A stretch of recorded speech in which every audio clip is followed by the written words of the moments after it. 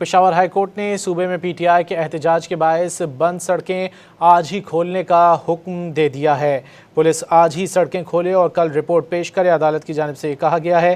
عدالت کا آئی جی اور چیف سیکرٹری کو سڑکیں کھلوانے کا حکم۔ پشاور ہائی کورٹ نے صوبے میں پی ٹی آئی کے احتجاج کے باعث بند سڑکیں آج ہی کھولنے کا حکم دے دیا ہے۔ مزید جانیں گے ڈان نیوز کے نمائندے عبدالحکیم سے۔ عبدالحکیم، کیا کہا گیا عدالت کی جانب سے؟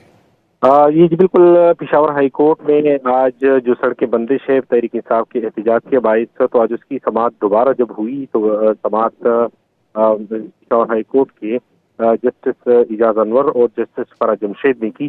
چیف سیکرٹری، آئی جی خیبر پختونخوا، ایڈوکیٹ جنرل اور درخواست گزاروں کے وکلاء عدالت میں پیش ہوئے۔ آئی جی پی نے یہ تسلیم کیا کہ ہاں، سڑکوں کی بندش کے باعث جو ہے لوگوں کو شدید مشکلات کا سامنا ہے اور سڑکیں بند ہے۔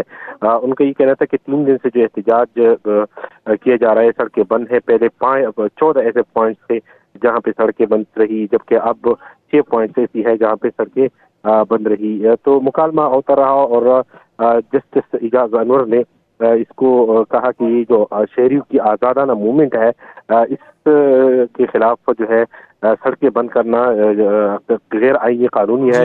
عدالتوں میں وکلاء پیش نہیں ہو سکتے، لوگ دفتروں نہیں جا سکتے ہیں۔ تو اس پر جب سماعت ہوئی تو سماعت کے دوران دو رکنی بینچ نے عدالت نے یہ حکم دیا کہ کل تک اس حوالے سے جو سڑک کی بندش ہے وہ رپورٹ بھی پیش کی جائے عدالت میں، اور عدالت نے سڑکیں فوری طور پر کھولنے کا جو ہے احکامات جاری کر دیے۔ عدالت نے کیس کل تک ملتوی کر دی ہے۔ بہت شکریہ عبدالحکیم محمد ان تفصیلات کے لیے۔